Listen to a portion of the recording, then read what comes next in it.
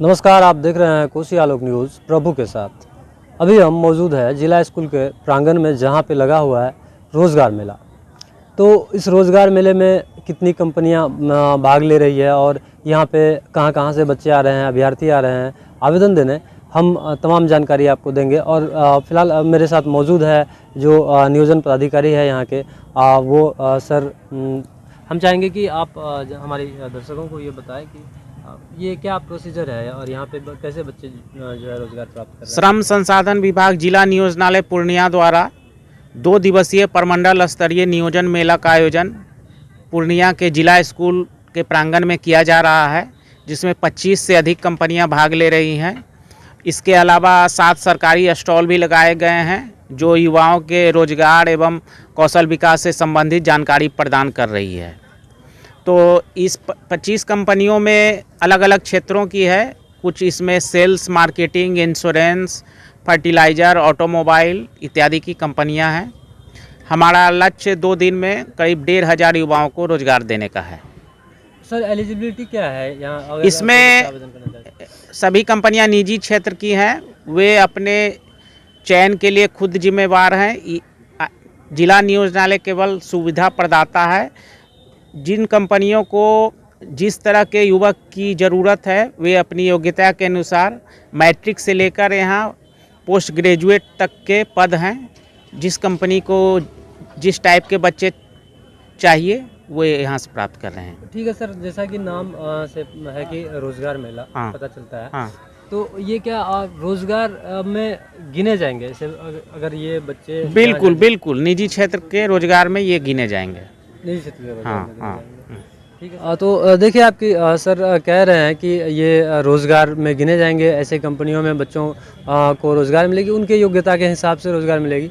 और सभी निजी क्षेत्र की कंपनियां हैं और ये लगभग सभी ज़िले में जो है रोज़गार मेला लगाया जाता है इस तरह के कंपनियों के द्वारा, जहाँ पे जो बेरोज़गार बच्चे हैं, बेरोज़गार छात्र हैं, वो यहाँ आकर रोज़गार अपना तलाश रहे हैं। अभी हम मौजूद है जिला स्कूल के प्रांगण में, जहाँ पे लगा हुआ है रोज़गार मेला।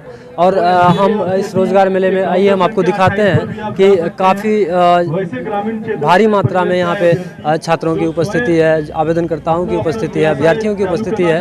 और हर तरह के यहाँ पे आपको नज़र आएंगे, हर उम्र के जो है अभ्यर्थी यहाँ नज़र आएंगे, क्योंकि तमाम कंपनियाँ हैं। कुछ जो प्राइवेट कंपनियाँ, निजी क्षेत्र की कंपनियाँ हैं जो रोज़गार देने का काम कर रही है यहाँ पे।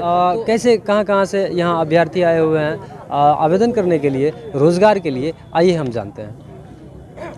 जी ठीक है, बताइए, आप यहाँ काउंटर पे बैठे हुए हैं रोज़गार मेला में, जैसे घुसे तो पहला काउंटर आपका है, तो यहाँ पे क्या काम किया जाए? जी, ये काम हो रहा है कि लड़के लोग आए ना, तो इनका एंट्री हो रहा है इसमें। यहाँ एंट्री हो इकट्ठा किया जा रहा है जी। अभ्यर्थियों को। हाँ, उसके बाद हम ये जिला नियोजनालय में जाकर जमा करेंगे।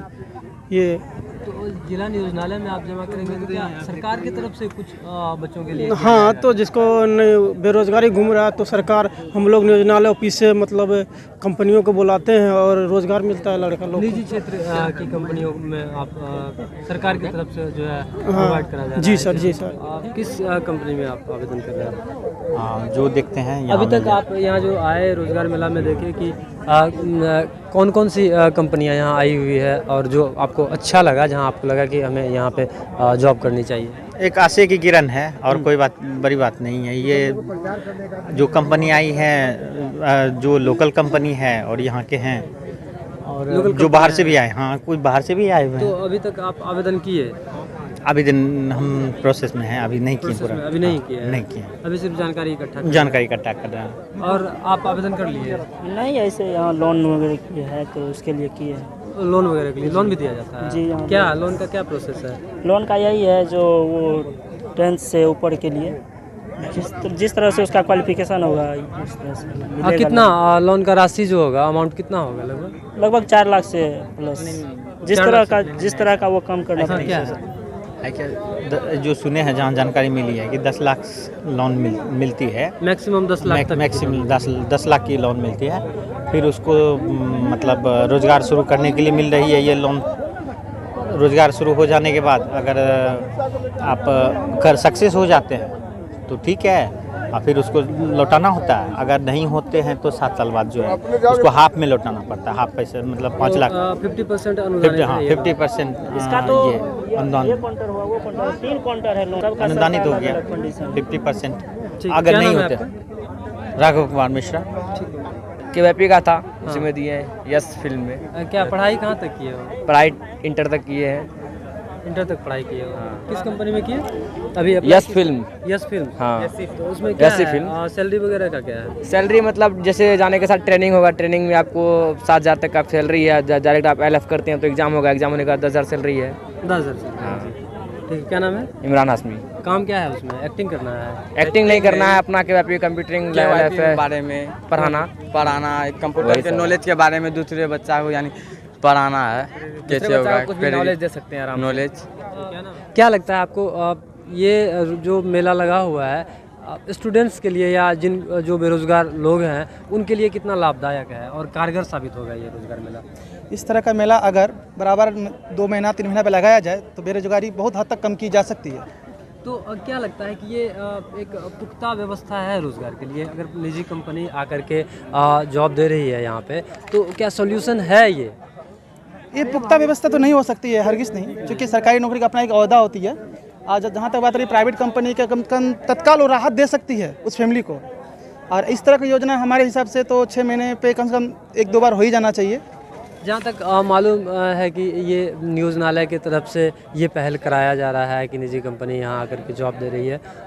ये बहुत अच्छी बात है लोगों के लिए, कुछ लोग तारीफ भी कर रहे हैं, पर क्या कितनी कारगर साबित हो रही है ऐसे छात्रों के कारगर लिए? तो साबित हो ही रही है, क्योंकि जो लड़के या लड़कियां जो भी स्टूडेंट है बेरोज़गार घूम रहे हैं, और अभी कोरोना आपदा के बाद से जो परिस्थिति बनी हुई है, पारिवारिक परिस्थिति बनी हुई है, आर्थिक रूप से जो गिरावट आया है, उसको ध्यान में रखते हुए ये बहुत अच्छा है और बहुत कारगर भी होगा। क्योंकि स्टूडेंट अपने पढ़ाई के लिए घर पे डिपेंड ना हो, अपने गार्जियन पे डिपेंड ना हो करके प्राइवेट जॉब ही करके अपना काम चला ले, पढ़ाई आगे कर ले, तो फिर सरकारी नौकरी का उसका आगे का रास्ता बन सकता है। क्योंकि जितना बढ़िया पढ़ाई करेंगे, जितना बढ़िया परफॉर्मेंस रहेगा उनका, तो वो बेहतर कर सकते हैं। लेकिन पढ़ाई जारी रखने के लिए आर्थिक रूप से जो मंदी अपने भारत में आया है, उसको देखते हुए ये परियोजना बहुत हद तक कारगर है, क्योंकि बच्चे अपने कमाई से पढ़ाई कर सकेंगे और आगे भविष्य अपना बना पाएंगे। ठीक है, जैसा कि अभी कह रहे थे ये कि जो है ये काफ़ी लाभदायक है ऐसे लोगों के लिए, चूँकि कोरोना काल के बाद से बेरोज़गारी चरम सीमा पर है। और जो ऐसे छात्र यहाँ पे कई तरह के जॉब्स हैं और कई तरह के बिज़नेस को लेकर के भी यहाँ पे अपॉर्चुनिटी है, लोन भी दिया जाता है कई कंपनियों से। तो ऐसे बच्चे जो पार्ट टाइम बिज़नेस करना चाहते हैं या कुछ ऐसा करके कि अपना आगे की पढ़ाई जारी रखना चाहते हैं और कुछ अर्निंग का भी सोर्स, तो हर तरह के यहाँ जॉब्स हैं और बिज़नेस भी है। ये कुछ लोगों का कहना है कि ये एक अच्छा पहल है नियोजनालय की तरफ से और ये जारी भी रहना चाहिए। लेकिन इन सब चीज़ों के बावजूद जो सबसे बड़ी खलिश है लोगों के मन में कि गवर्नमेंट जॉब सृजन करना बहुत ही आवश्यक है।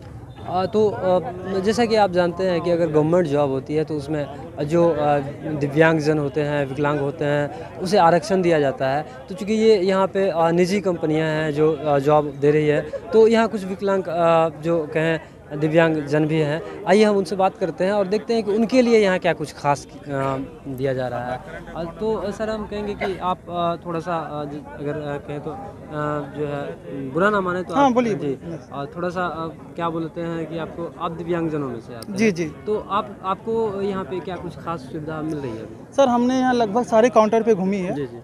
लगभग 30-40 35 काउंटर है यहाँ पे, हम सारे काउंटर घूमा। तो इसमें विकलांग के लिए कुछ खास ऑप्शन नहीं मिल रहा है हम लोगों के लिए। मुश्किल से 2 से 3 काउंटर हम लोग को मिला है विकलांग के लिए। बाकी सारा प्राइवेट कंपनी है जो फील्ड वर्क है, जो विकलांग जन जो है वो नहीं कर पाएंगे, भाग दौड़ के काम नहीं कर सकते, उनको ऑफिशियल कुछ भी ऐसा व्यवस्था उनको नहीं मिल पा रहा है। 1-2 दिन मिला है हमको, मुश्किल से 3 काउंटर मिला होगा जिसमें विकलांगजन के लिए ऑप्शन दिया है।